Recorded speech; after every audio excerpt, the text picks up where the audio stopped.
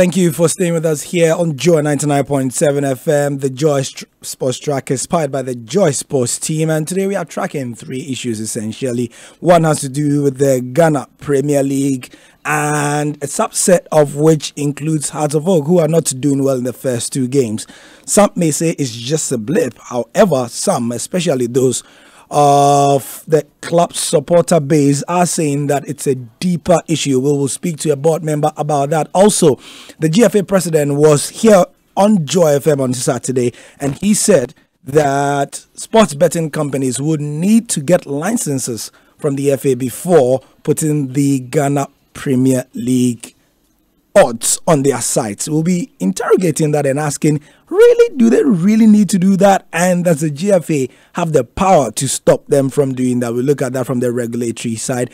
Plus, also, there's a bit happening in the university sports games. The Ghana University Sports Association games are ongoing. If we have a bit of time, we'll talk about that. And the African Footballer of the Year Awards is in 24 hours. Mo Salah apparently will not be there, even though the ceremony will be in his own country. Is he probably aware that the other guy from Senegal is going to win? All that from now till 2. Joy 99.7 FM. It's been a difficult start to the Ghana Premier League season for Hearts of Oak. They were beaten by Brekum Chelsea, and then they went to the Western region, where they lost. After that, we got some reaction.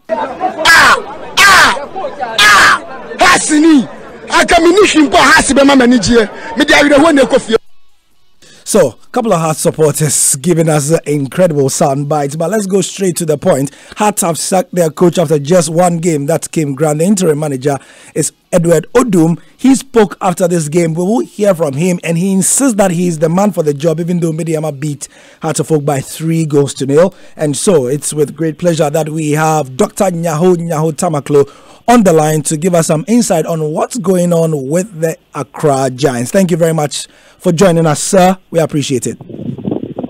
Yeah, thank you. Yes, sir. So first of all, what's your reaction to the fan agitation, which is definitely not new, with Hearts of Oak towards the 2 losses in the first 2 games of the Premier League season? Talking about fans agitation. Yes, sir. Yes, that's what I said, sir. Our supporters have to be a bit calm. Yes, we have started, and the starting have been very disturbing beginning. But as a club, as a group, we have always stood firmly, and we know definitely that we shall. With the coming matches,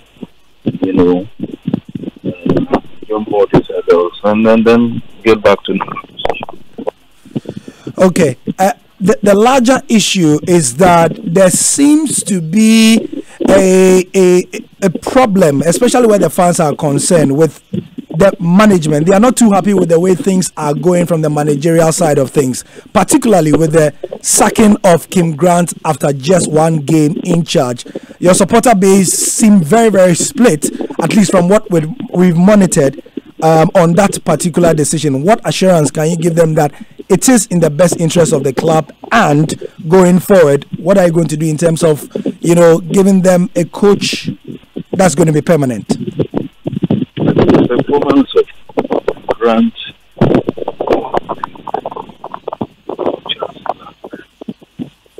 Doctor, we're having a bit of a problem. It seems where you are is quite windy. No, I'm not in a windy area.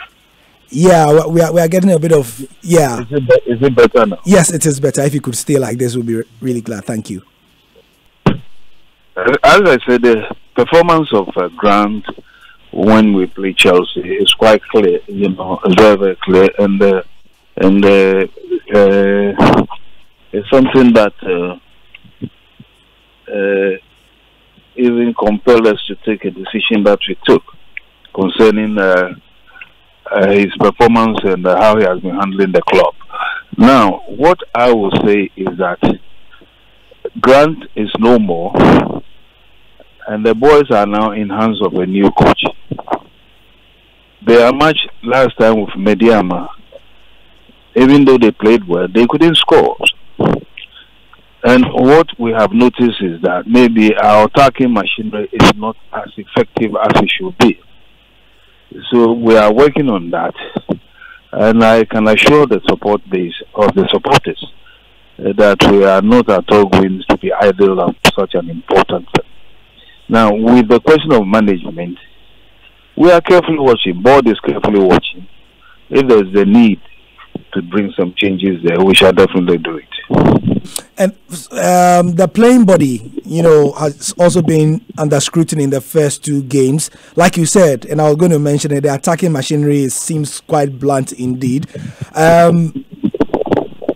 What is the plan going forward? Because at the moment, Hearts did not do any serious buying like you saw some of your opposition or some of your title challengers doing in the off season. And there are actually a couple of reports where I personally know some players who said they were literally begging to play for Hearts of Oak, but the management said no.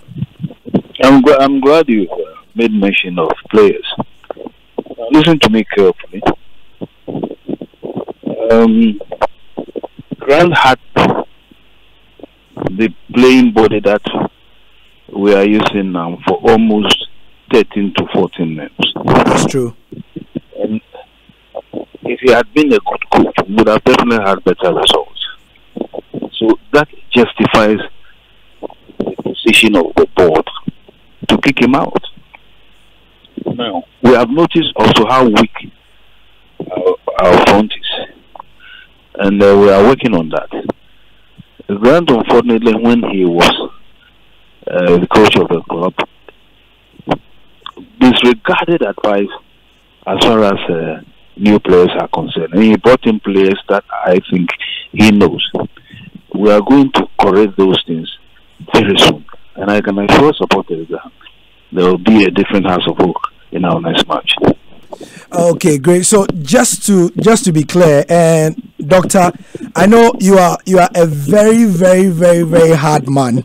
I know that. But are you saying, per what I understand, that management takes blame and management accepts that it is your fault for not seeing that Kim Grant was not a good coach, one, and that the striking department was not as good as advertised by the coach? Are you taking blame for that? Who is taking blame? Within the board or what? No, I'm saying you as Dr. Nyaho Tamaklo as a member of the board and the board itself. I'm saying, you see, I always like to operate in democratic institutions. Mm-hmm. Now, as I explained, as a board is democratically run. You follow me? But when Grant was engaged, I was out of the country. I came back to meet him. And what I noticed, I wasn't satisfied about it. I was told quite a number of young players and very good or gifted players given to him, and he didn't take them. Yeah. It's something. Now, if he has had the boys for that long, and we are still weak, as I will say, because we are not scoring goals. So what we need definitely will be very, very potent strikers who will always find the net, like Hasoko has been for years, where we had about 5 strikers always ready to put the ball behind the net, at the back of the net. Yeah. We are working on that. I can assure you, we are definitely working on that. And I can assure you that before the window closes, we shall make sure we get strikers that will make everyone happy, all supporters, all admirers of us. Okay, we will hear from Coach Odum momentarily, but in that clip that we will play, you will hear him say that he's been in the job for about 30 years. He's still the man for the job, and the Heart of Oak job is not bigger than, it's not beyond him, as it were. Are you convinced by what you've seen of Coach Odum so far, and especially coming on the heels of the 3-0 drubbing to Medeama? Odum is a good coach. There's no doubt about that. He is acted as a start for the club on many occasions and perform.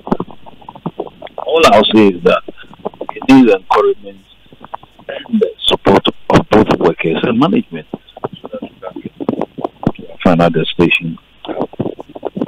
Okay, all right. Thank you, sir.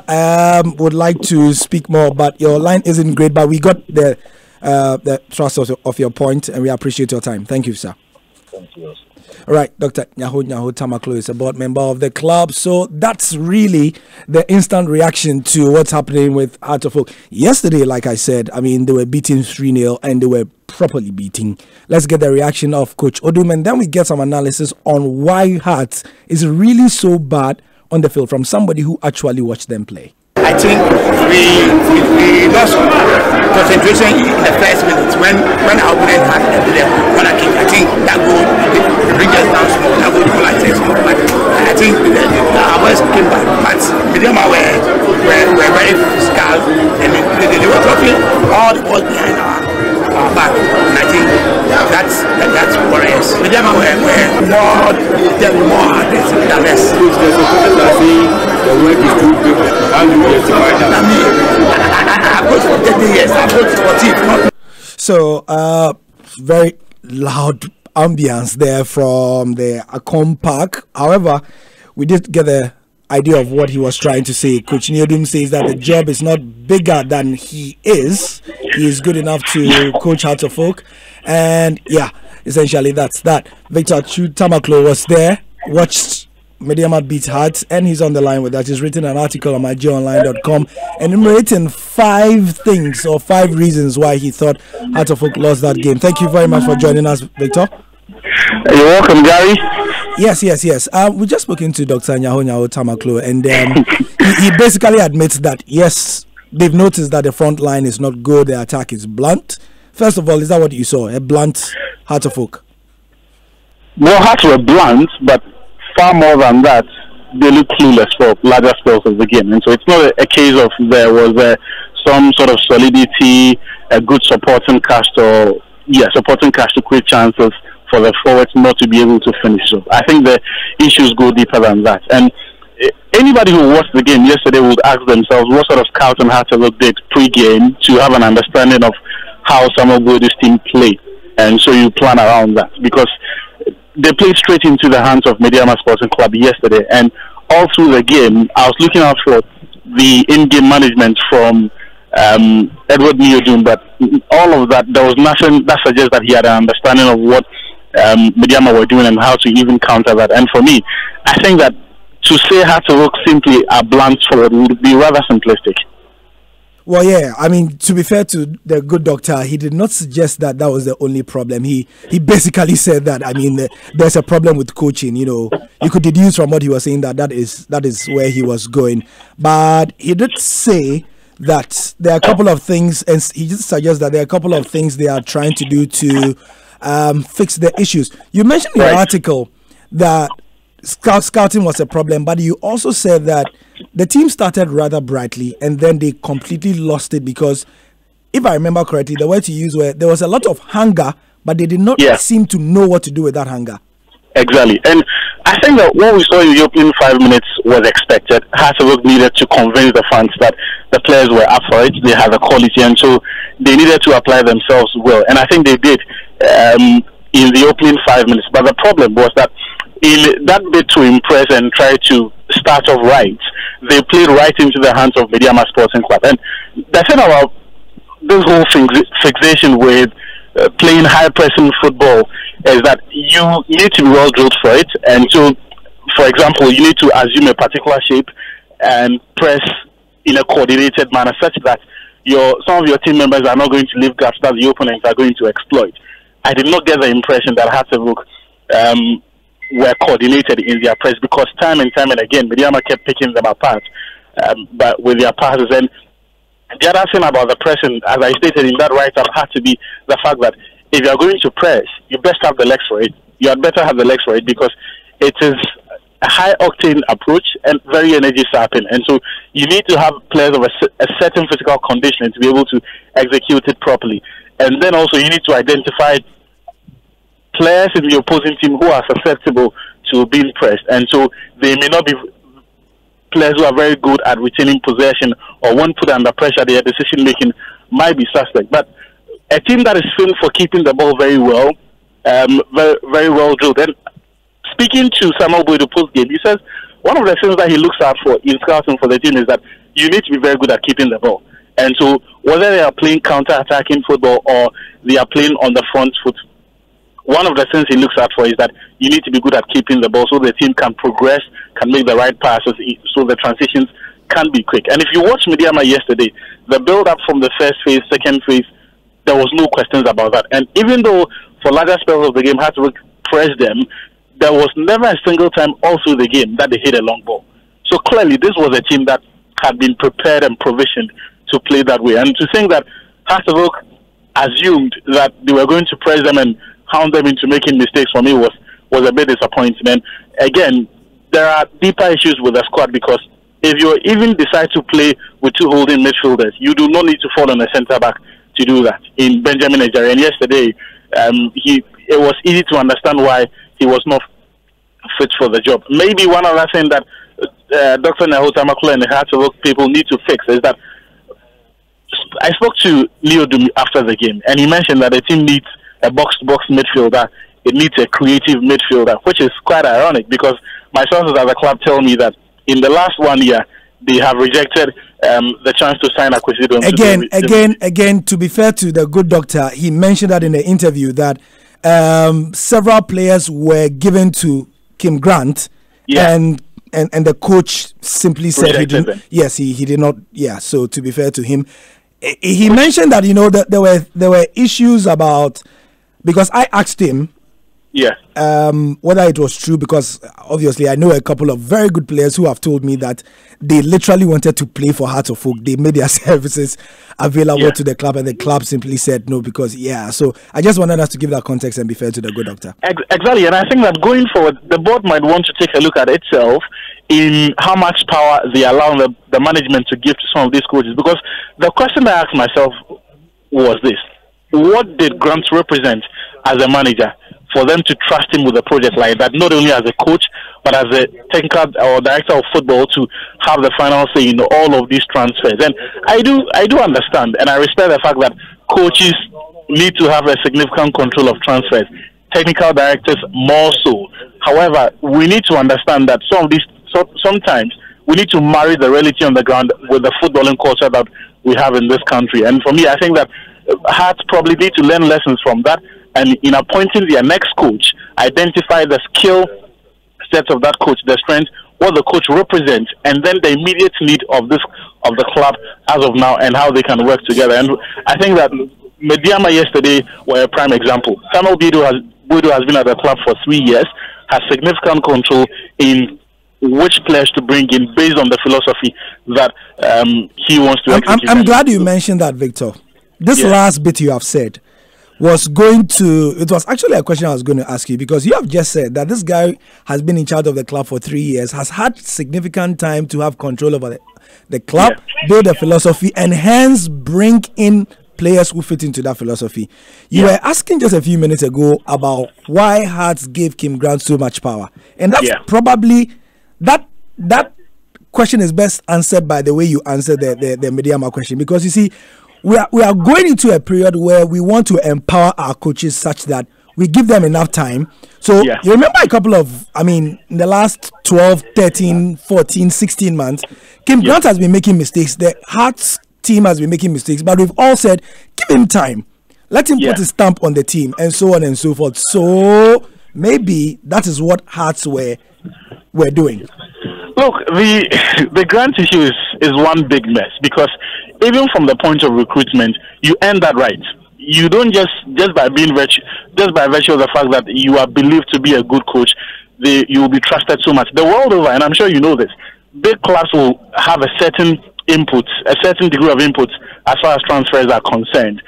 When you happen to be someone who is more or less an unknown commodity in the footballing landscape, that influence would even be greater.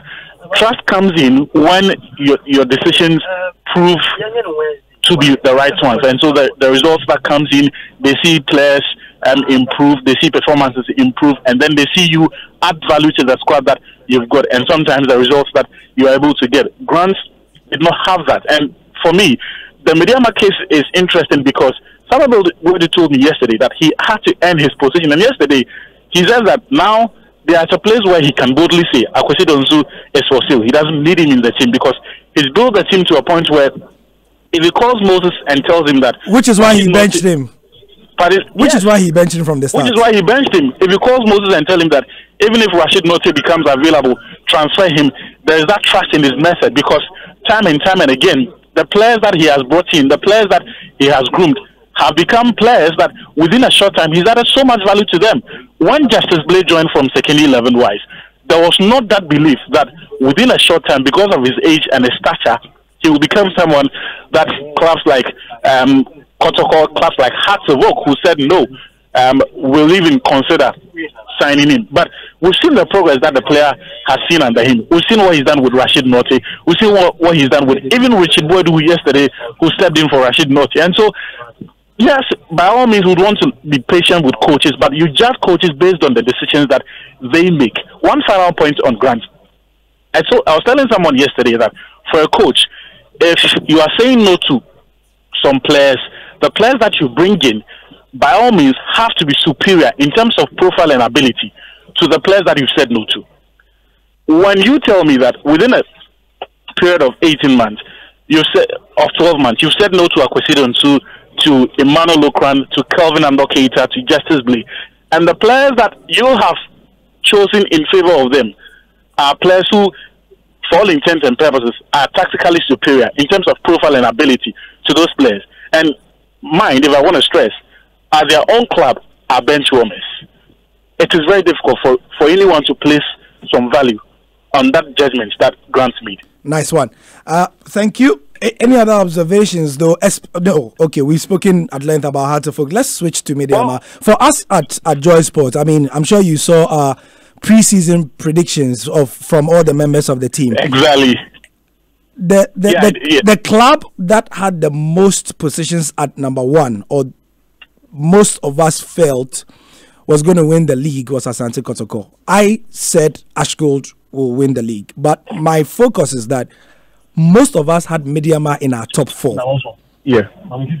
Which suggests that we all agreed to a point that they are a formidable team to look at. In fact, watching Midyama in the first two games now, I'm shaking a bit. Because even though I said Ash Gold will win and Kotoko will be second, I'm now revising my notes and I'm thinking, maybe Midyama will actually be in the top two. So tell us why Midyama are so good.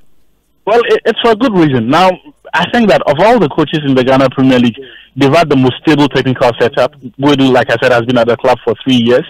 His influence and control over that squad has grown as the years have progressed. The players have all seem to have picked together. And the other thing that a lot of people did not really notice was that, and today I was told that while other clubs had allowed their players to go on breaks, Moses said, well, if you go home, I'm going to pay you. If you train, I'm still going to pay you. So you better come and train. Exactly. So better stay in camp. I'll pay you. Now the coach gets more time to train with the players. And yesterday, it was evident because physically, the kids are monsters. They may not be well built, but in terms of endurance, in terms of stamina and physical conditioning, they are top notch. And I think that the only sense that may throw a spanner in the works for Midyama is this policy that at any point in time, everyone is available. And yesterday he mentioned that for him, he has 23 that he's going into the season with. But the fans need to understand that at any point in time, any of these players may be transferred. Or be sold. You do not know how long this team will be allowed to go. And then the other thing has to be the young players who have been introduced into the team, because yesterday one of the guys who did the damage, Ebenezer Akabi and then Prince, are debutants in the Ghana Premier League. Yeah. And so that experience may not be there. But if for all of their inexperience, they are going to show that much desire and quality in games like this, it might not be too much of a worry for Samuel Boadu and the lads at Midyama. They are saying that they are going to take it one game at a time, but I think that every team in this season's league needs to be worried. Nice one. So just like you said, one of the reasons I also tipped Ashgrove is that when we went to visit them, they've also been training for about 9 months straight. Yeah. As well. And that was why I also tipped them to win the league. Anyway, thank you, Victor, for your time. We appreciate it. Thank you so much too for having me. Yeah. So that's a good chat on the Ghana Premier League and Heart of Oak and the Mediama game. But there was also a lot of drama on match day too. We did have quite a number of headlines. We didn't have too many in Accra. The only big one was that Great Olympics, as usual, were backing more than they bit, and that essentially was what happened when they played Aduana Stars. Aduana got virtually the last kick of the game winner, and that is what happened. Eric Wampafo was there, and he joins us in studio. Hi. Hi, Gary. Yeah, so Aduana, first of all, let's get this sound bite from their coach, and it's pretty interesting. Listen to the proverb he gives us. Never will people respect Aduana. Forward and back, they keep talking. Aduana has no team, the team is dead. But there's a saying that if the woman stays longer in the bathhouse, that means that she's preparing herself very well. And that is how we want to take everybody by storm. We did it in the NC. So those who don't take Aduana serious, no problem. Tactically, we were stronger than Olympics because they did not even know that they were going to come into the league, and they were brought on board. Now you notice that they quickly made some signings, and these are very wonderful players, experienced players, who on a good day can do whatever they want to do with the ball, but they don't have the strength to continue. And with our scout, the advice after their game against Ash Gold, we decided to keep the ball to ourselves and then open up to them, and you notice what happened. In the second half, we decided not to come at all. Let them exhaust the little strength that they have, and then we tell them that we are stronger than them. And yes, indeed, that is what we did. Tactically, we brought on the energetic guy, and he finished the game for us. They were lucky. If there was time, we would have killed them all. His name is W.O. Tando, and he's the coach of Aduana Stars. They are also a team that, a lot of people know are good, but haven't said are good enough to win the league. And when we went to Aduana, George and I, to do the preseason documentary of them, they had this feel about them that they know that people have written them off out of the top 4, top 5. No, sorry, out of people have said that they'll be in the top 5, but not to win the league. And that is what they quietly want to correct. First of all, did you get a sense that they are title challengers? It's a difficult one, very difficult, because I do agree with Tando with the fact that Aduana cannot be easily written off in terms of the title challenge, but I don't think they dominated Great Olympics. I think that much. Yeah, that much. If there was a team to pick in terms of how well they played, I would have probably gone to Great Olympics, and I'll be coming to that. But I think that it was a good game of football, and on the first point that I agree with Tando, you look at this past decade in the Ghana Premier League. If you take away Asante Kotoko, Aduana have been one of the top clubs, winning the Premier League 2 times and coming up as runners-up in the 2016 season, the 2015-2016 season as well. But, this was more of the Aduana that were in the 2009-2010 round. I remember that was their first appearance in the Ghana Premier League, and when they won that league, actually, they won with just 53 points, setting a world record there, scoring 19 goals in 30 matches. Yeah, becoming the least productive side. I think that they broke that record from Trabzonspor in the Turkish league. They did it about 30-40 years ago, and they did, I think, 25 goals in 30 games. So in terms of Aduana, we saw more of that side, that money to, scrap through and fight through and get the winner somehow, more or less like a Liverpool that we saw at the beginning of the season. But the big question is how sustainable this could be. And you could see clearly on the day that the tactics from Olympics, that's Prince George Kofi, he clearly set out his defenders to take out Yahaya Mohammed out of the game. And for most periods, Yahaya wasn't getting access to the ball. And clearly that affected Aduana's style of play a lot. But I think that they did tweak things a little, and they were probably the more mature side. The better chances did fall to Olympics, but what Aduana did well was that they never gave up. They knew that they had one more chance in them. And when the ball fell to Kwesi, of course, he made no mistake. It was a simple tap-in. But I think for Olympics, the fans were frustrated. Everyone was frustrated. The referee had nothing to do with it. I don't remember any key decision that probably went or switched against Olympics that probably switched the outcome of the game. It was probably a few fouls that he let go due to the physicality and the intensity of the game. But I think the Olympics were angry with themselves. Emmanuel Clote, he came closest with a shot coming against their uprights in the second half, and they had so many chances to win the game. But at times it felt as if they were overplaying it. And, instead of shooting, they would have taken an extra pass, and they weren't so sharp in terms of their finishing. So I think that's what was leaving a lot of them angry and, forcing them to point fingers at the referee, which I think was wrong. I think that the referee had a brilliant game. But all in all, I think that Olympics, what we did learn from that is that I don't think they're going to be relegated. I saw that bond between Gladson Awako, who was playing in the free row and, had a lot of touches on the ball and looked extremely brilliant, but a link between him and Emmanuel Clote. I think that there was something special there, something that they could easily build upon. There is something special. So they've been teammates before Abricum Chelsea. You could clearly see that telepathy. You're trying to always look for each other and all that. So I think that for Olympics, it's not such a big problem when you're not scoring and you are playing well. So I think that it's just the final step. They just need to work on their finishing drills, and I think that they would come good. They're not as bad as a lot of people make them look like. And I think that at the end of the season, they should be able to find their way, climb up there into the mid-table, and probably escape the relegation. Interesting. So we've spoken about Aduana Stars. Yeah. What were the key things you learned about them? I mean, everybody talks about Yahya Mohammed. He's obviously one of the bigger fishes to look at, but what should we look out for from Aduana this season?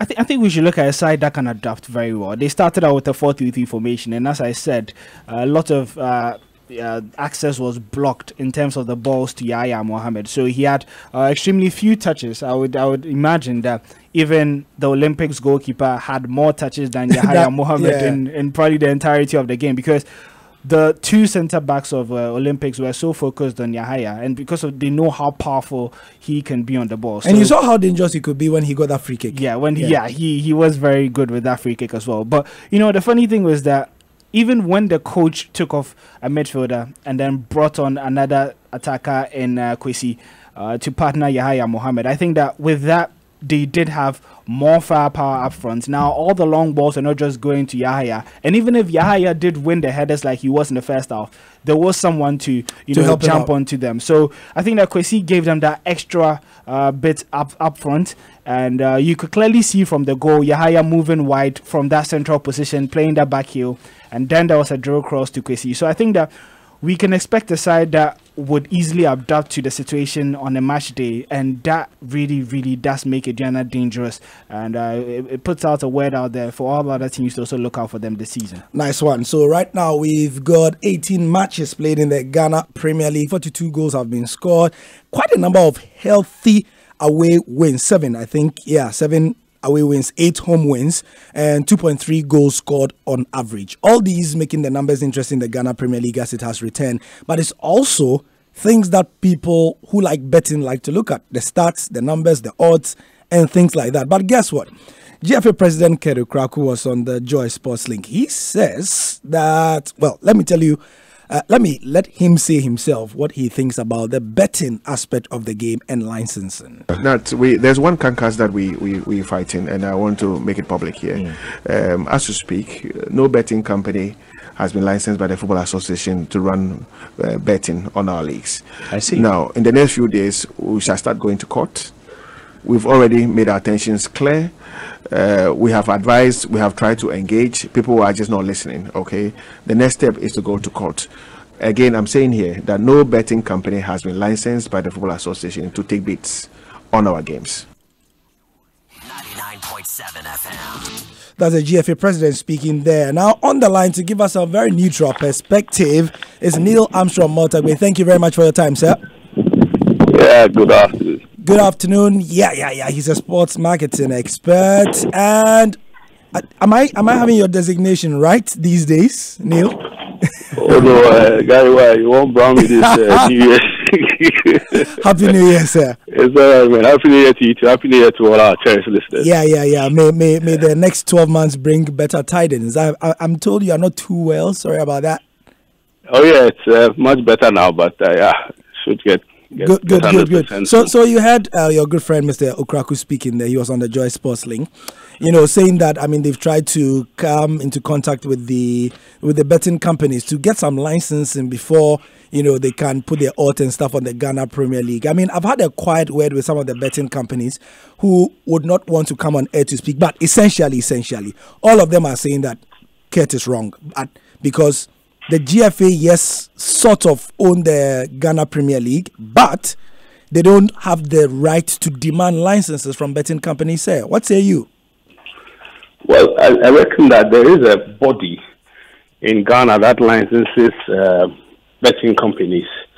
The lottery, the Gaming Commission. The Gaming Commission. Correctly. Yes. So, if it's about a license to operate a gaming license, then it's got to come from the Gaming Commission. I reckon that's the angle from which the betting companies might be coming in.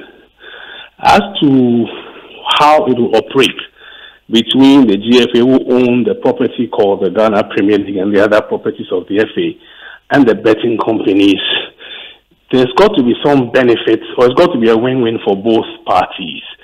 I hesitate to talk too authoritatively about whether the betting companies can take up the product or place odds on the product of the FA without any reference or any consideration being given to the Football Association.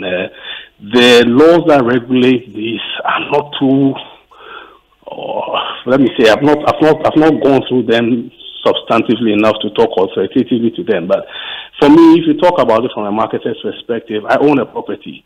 You want to exploit that property in some ways to earn some revenue.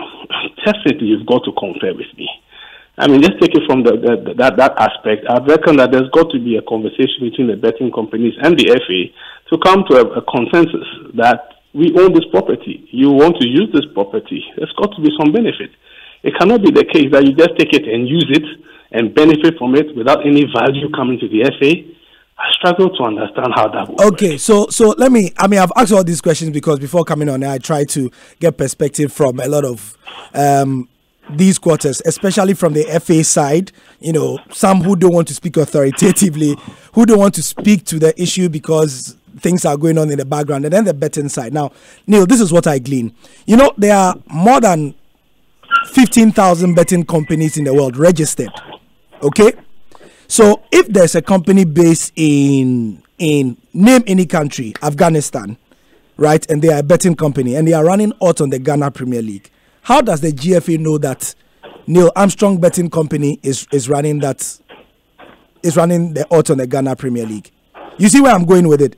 So I see where you're going with it. Yeah, as it is from the strictest point of view, from my learnings and from international best practice, the GFA really cannot demand that every single betting company get licensing from them, because this is how the betting works. The betting company, so if, for example, I have a company called GaryBet, right?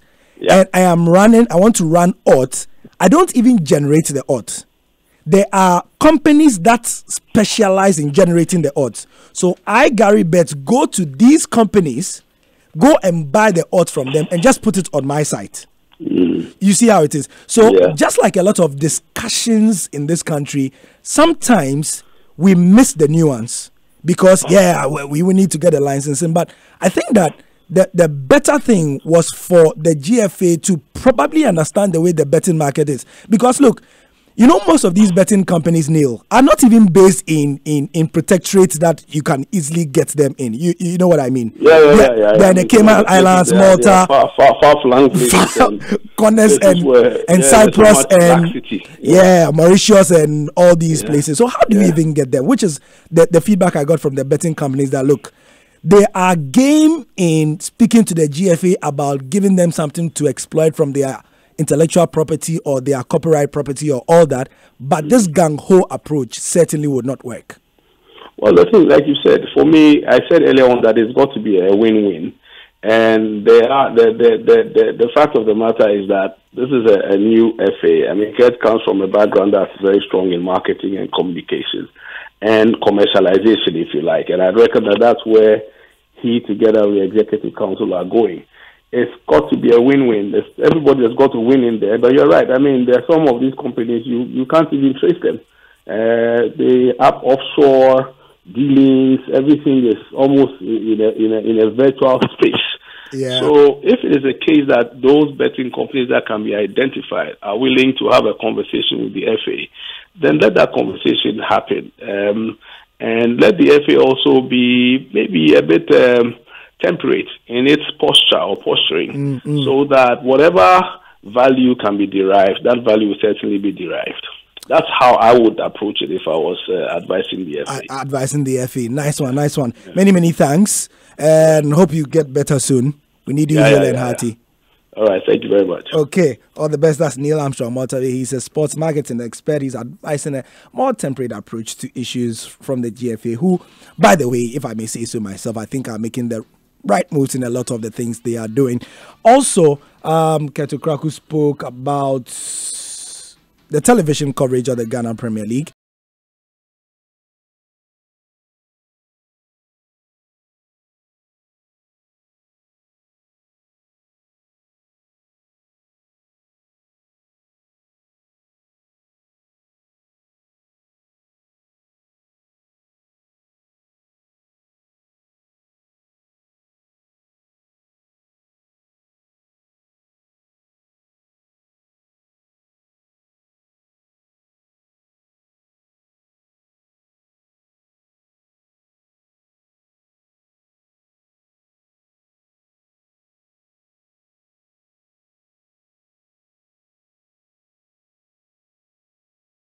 The year again, the final 3 minutes we are dedicating to an award scheme that has come to stay, also come to be quite interesting, less controversial than in previous years, but certainly with a lot of headlines. I don't admire other teams. I respect them, and I like a couple of things, but they are obvious. What I said in a second before, that's more about the character of the team, obviously, together with the manager is quite impressive, but about the rest of this football, what they do is good. So, yeah. For me as a manager, I said... Mohamed Salah. Mohamed Salah in the penalty box. It's well shot, and Mohamed Salah has got a goal. What a fantastic finish by Mohamed Salah. This man is absolutely unbelievable. There is no end to this man's talent. The Egyptian back in business. Salah in the two goals in there. The tally just keeps going up and up and up. What a goal with minimum fuss. Oh my God. Yep, so George Ado calling the goals from Mo Salah from, I think, last season's Liverpool games as they went on a run to win the Champions League and, well, everything. What did they do again? A three-bill in the studio with us. Yeah. They won 3 continental, whatever they like to call it. Yeah. They won the UEFA Super Cup and also the Club World Cup, and then the Champions the League. 3 international trophies, the intercontinental trophies they like to call it. But tomorrow is the big day. Quickly though, I mean, it's Mo Salah, it's Riyad Mahrez, it's Sadio Mane. One has won the award a couple of times. One, twice, one, once. Well, it looks skewed towards Sadio Mane because skewed. Yes, a bit skewed because of what he's done within the past year. Of course, he and Salah both won the Champions League. They've all won the intercontinental trophies. But what Mane has the edge over Salah is the performance in the African Cup of Nations this year. Last year, 2019, he was able to lead Senegal straight on to the final, which, of course, they lost to Riyad Mahrez's team, that is Algeria, and that also makes a case for Mahrez as well, winning the AFCON, winning the domestic treble with Manchester City as well. But his problem was he wasn't that involved in Manchester City's success when it comes to football. He wasn't that involved. He wasn't a starter, so to speak, for Manchester City. But for Sadio Mane, he was making the moves with Liverpool together with Salah. Because of time, quickly though, Who's your pick to win? Mane. Sadio Mane. Yes, definitely. Well, I imagine that a lot of people also think Sadio Mane is gonna win. All we do is win no matter what. And same applies to the Joy Sports Track team. Thank you very much for your time, for listening to us here in Kokomlemle. We'll be back next week with some more, hopefully having announced the African Player of the Year and some more. I'm Gary Al Smith. Bye-bye. Time now for the news at 2.